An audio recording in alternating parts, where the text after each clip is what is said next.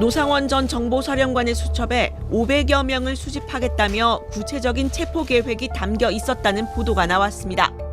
수첩을 확인했다는 언론 보도를 종합하면 500명 중엔 기존 체포 명단 14명엔 포함되지 않았던 문재인 전 대통령과 이준석 개혁신당 의원, 유시민 작가 등도 있었던 것으로 알려집니다.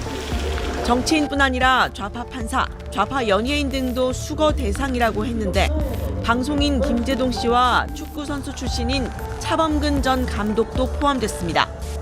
노 전 사령관은 체포 대상을 A부터 D까지 등급으로 분류해 순차적으로 수거하겠다는 계획을 세웠고 여의도, 즉 정치인과 언론 쪽, 민주노총과 어용 판사 등이 1차 수집 대상에 포함된 것으로 전해집니다. 특히 A급 대상은 따로 처리 방안을 작성해 연평도와 제주도로 보내겠다고 했고 가스, 폭파, 침몰, 격침 등의 표현과 함께 이송 중 사고라고 적혀 있었던 것으로 알려집니다.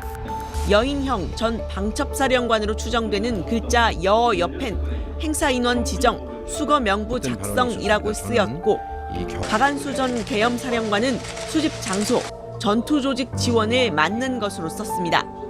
수첩엔 총선 전과 총선 후를 구분하는 등 비상계엄을 오래전부터 준비한 정황도 포착됐는데요. 계엄 이후엔 대통령이 3선까지 가능하도록 헌법을 개정하는 등 윤 대통령의 장기 집권이 목표임을 암시하는 문구도 있었습니다. 윤 대통령은 국회 무력화할 의도 자체가 아예 없었다고 주장하고 있지만 이 보좌관의 진술은 다릅니다. 대통령과 장관이 국회 투입 병력에 대해 대화하는 걸 직접 들었는데 대통령이 1000명을 보냈어야지 이제 어떡할 거냐 이렇게 다그쳤다는 겁니다. 첫 소식 유정화 기자의 단독 보도입니다.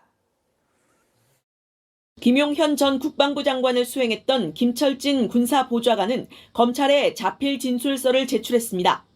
지난해 12월 4일 비상계엄 해제안이 의결된 직후 윤석열 대통령과 김 전 장관이 나눈 대화를 들었다며 당시 상황을 상세히 진술했습니다. 4일 오전 1시 20분경 윤 대통령은 국회엔 몇 명이나 투입했느냐고 물었고 김 전 장관은 500여 명 정도라고 답변합니다. 그러자 윤 대통령은 거봐 부족하다니까 1000명은 보냈어야지라며 이제 어떻게 할 거냐고 질책했다고 했습니다. 경고성 계엄이라 계엄 해제 의결 즉시 병력 철수를 지시했다는 윤 대통령의 변론과는 배치되는 내용입니다. 계엄 해제 요구가 결의가 나오자마자 바로 장관과 계엄사령관을 즉시 제 방으로 불러서 군 철수를 지시했고 1000명은 보냈어야 한다는 말 역시 300명 미만의 병력이 국회 마당에만 대기했다며 점차 병력 규모를 축소하는 최근 윤 대통령의 주장과는 다릅니다. 280명은 국회 경내에 들어간 인원을 말하는 거고요. 본 회의장 안에, 건물 안에 들어간 사람은 12명밖에 안 돼요. 7079대 묵개고, 차묵개고. 특전사 요원들이 그 본관 건물 안으로 한 20여 명이 들어가는 사진을 어제 봤거든요. 소화기를 쏘니까 다들 이렇게 나오던데. 김 보좌관은 4일 새벽 당시 김 전 장관이 여러 사람과 통화했다고 됐습니다. 특히 상원아 이제 더 이상 어떻게 하냐라는 음성을 들었는데 다름 아닌 노상원 전 정보사령관과의 통화였다고 했습니다. 김 전 장관이 비상계엄 전부터 노 전 사령관과 상의해온 정황으로 보입니다. 김 보좌관은 또 계엄 전 3개월 동안 두 사람이 통화하는 걸 3번 이상 들었다고도 진술했습니다. JTBC 유정화입니다. 한 70페이지 정도 되는 노상원의 수첩 내용이 추가로 공개가 됐는데요. 네. 이게 네, 전할게요. 자, 수거 대상자의 이름이 한 500여 명 정도 적혀 있었다고 해요. 네. 정말 많기도 합니다. 500명. 자, 근데 그냥 이름만 쭉 적은 게 아니라 A부터 D까지 등급도 분류를 했습니다. 등급이 있어. 등급 A, 이재명, 조국, 문재인, 유시민, 임종석, 이준석 등등이 적혀 있었다고 하고요. 네. 그다음에 하여튼 쭉 있는데 좌파 판사 전원 하면서 이제 이재명 대표 구속영장 기각했던 유창훈 판사 이름도 있었고요. 네. 그다음에 연예인 이름도 있었어요. 종교계, 연예계, 노동계 다 있었는데 이제 우리가 알고 있었던 건 이제 김어준 씨 있었잖아요. 김제동, 심지어 차범근. 차범근은 왜? 아무튼 있었습니다. 이제 이들을 다 섞어서 수집소로 보내라, 포승줄을 활용해서 보내라 이런 내용들이 있었고요. 사법공간도 진짜 왜 그렇지? 난 그게 잘 이해가 안 돼. 뭐 정치 성향을 분석했나 보죠, 뭐. 아 그때 뭐였죠? 정경심. 아니 왼발을 쓰나 주로? 정경심 무슨 네. 약간 뭐였죠? 탄환서 같은 거에 거기에 그때 이름을 이제 올려서 올렸다? 올렸었던 걸로 그랬던 제가 것 같아요. 기억하는데 아, 이제 조국 대표가 연관이 있는 거예요. 그래서 이제 뭐 좌파 이렇게 좀 프레이밍을 한 것 같아요. 예, 이제 뭐 아무튼 근데 이렇게 하여튼 이제 수거를 했잖아요. 네. 이제 처리도 해야 되잖아요. 그럼 처리 가수 계획도 이승환도 있나? 모르겠습니다. 이승환 씨 있지 않았을까? 있을 수 있지. 500명이 무조건 있다고 500명이면, 봐야죠. 아, 예. 네. 처리 계획도 나옵니다. 수용시설 폭파, 수류탄을 통한 사살, 북한 활용 방안, 뭐 상상 그 이상의 내용들이 담겨 있는데요. 그러니까 체포한 이들을 보낼 장소는 연평도와 제주도. 그러니까 제주도 정도의 규모는 돼야 이거 다 보낼 거 아닙니까? 근데 또 무슨 단어가 있냐면 이송중 사고 이런 표현도 있어요. 가스, 폭파, 침몰, 격침. 그러니까 제정신은 아닌 건 확실한 것 저는 같아요. 이게 그죠? 전화하면서 이게 이분의 이게 망상 같기도 하고 네. 무슨 뭐 블록버스터 영화도 아니고 말이죠.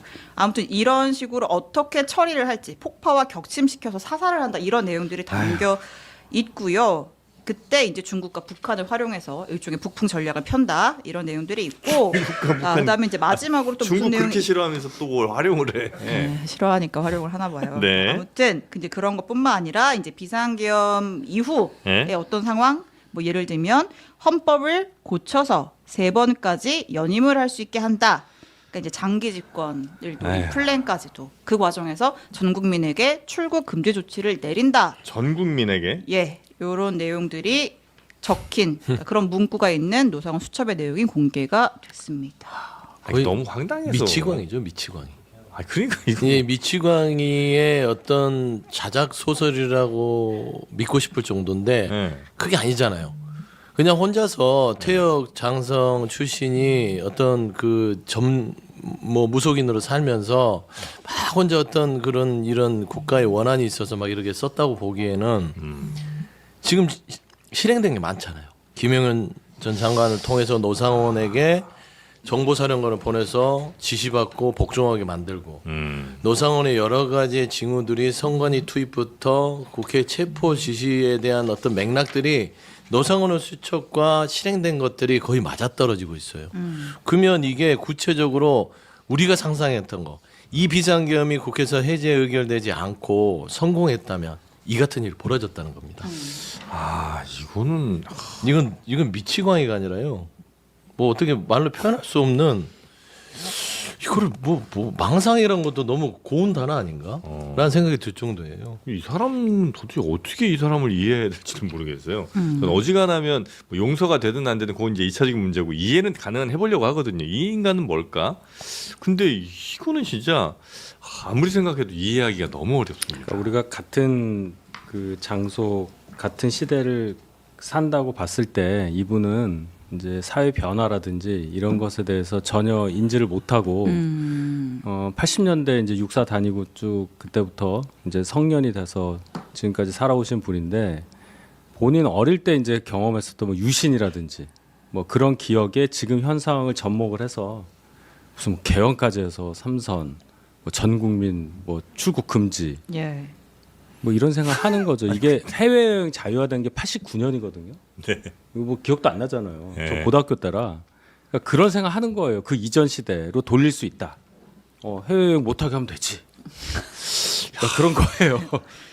일단은 네. 이제 검찰에서 이거를 이제 증거로까지 채택하지는 않은 것 같아요. 그러니까 공소장에는 이 내용이 빠져 있거든요. 네. 그러니까 지나치게 좀 메모가 파편적이고 또 해석의 여지가 많고 솔직히 실행될 거라고 보기 어려운 너무 그건 아니겠죠. 내용들이 많아서 네. 그리고 이제 또 노상원이 이 메모의 뭐 작성 경위나 이런 데에 대해서는 이제 입을 안 열고 있어서 빠지긴 했는데 다만 우리가 이제 생각해 봐야 될 거는 이 노상원이라고 하는 그 과거에 빠져 있는 민간인이 지금 뭐 대통령 경호처로부터의 그 비화폰까지 받아갔다고 하면서 그리고 이제 그 핵심 당사자들과 네. 롯데리아 모의 회동까지 하면서 어쨌든 이 개헌 모의 과정에서 중요한 역할을 했다라는 건 논의 과정이 있었다라는 건 확인이 된 거잖아요. 네. 그 부분을 좀 내란을 주목하면 했으니까 우리가 네, 네, 이렇게 네. 웃으면서 얘기할 수 있는 건데 정말 끔찍한 거죠. 네. 그리고 이 끔찍한 거 구체적으로 서술하면 끔찍한 거지만 이게 정제돼서 표현된 게